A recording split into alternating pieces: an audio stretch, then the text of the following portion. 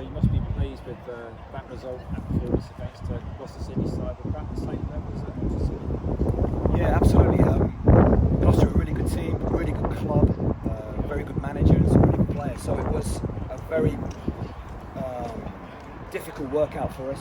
Our boys played well. We did some really good things in the first half, perhaps slightly down on the second half, but Gloucester came back in, and as they were always going to do. So overall, in the heat, it's been pretty warm today, as you can tell by my red face. It's been a good workout for us.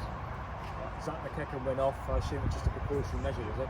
Yeah, absolutely. We've got still have quite a few trialists around the place. We're still certainly building and looking to who we want to have around us, and there's an opportunity for boys to come on for Zach. Zach is a super player, tremendous lad, and is very much part of what's going on, absolutely. So we saw you having a long chat to many trialists here today, David, so you're still very much forming the team that's going to play for Gloucester City in this coming season.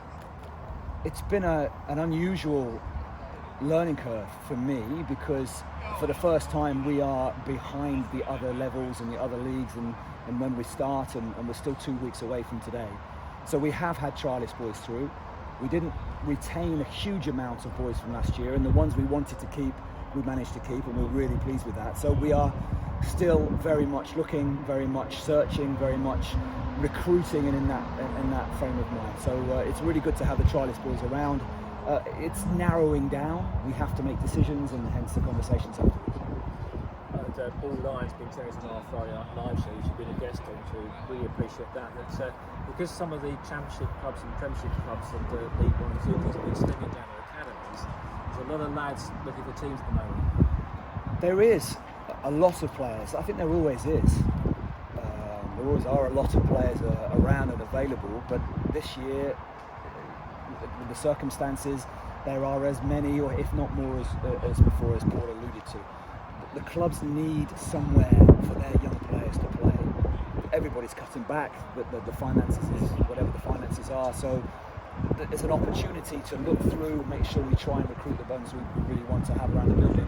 But it's a thin line, or a difficult line to balance to hit, in trying to recruit players that you know are going to be here, but also save some money to try and recruit when you need to. So we're just trying to get through those numbers, see how we feel, and make the correct decisions if we can going forward.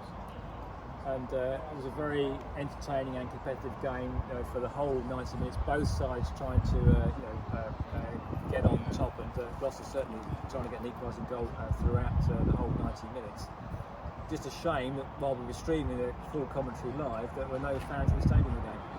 Yeah, I'm really pleased you brought that up, because we miss the fans. I know everybody's going to say it, but Oxford City is such a strong community club, and there's some really big supporters, so we very much would like the fans and the supporters and everybody to know how much we miss them, how important they are to them, and how much the club is trying to keep us safe during these periods of times, and how everybody's working together to try and get everybody back in as soon as we can. It is absolutely vital that we get the fans back in, and we're very conscious of that, and it's a good opportunity for me now to communicate that and to remind the fans how important they are to us, and to tell them how we feel about them. So it's very much, you've got to do the right things, you have to follow the regulations and the conditions, but we are hopeful that the fans can be back as soon as possible. Another tough test coming up against Brackley again, another Conference Board side, so that could be another game to look forward to. Yeah, absolutely. They're again a very strong side and club, just as Gloucester are. It's going to be a very competitive league that they're in too, and the same for us. So we're very much looking forward to working during the week when we get back together at some stage, and trying to do our best and get ourselves organised for Saturday. It's another big game. Cheers, David. Absolute pleasure.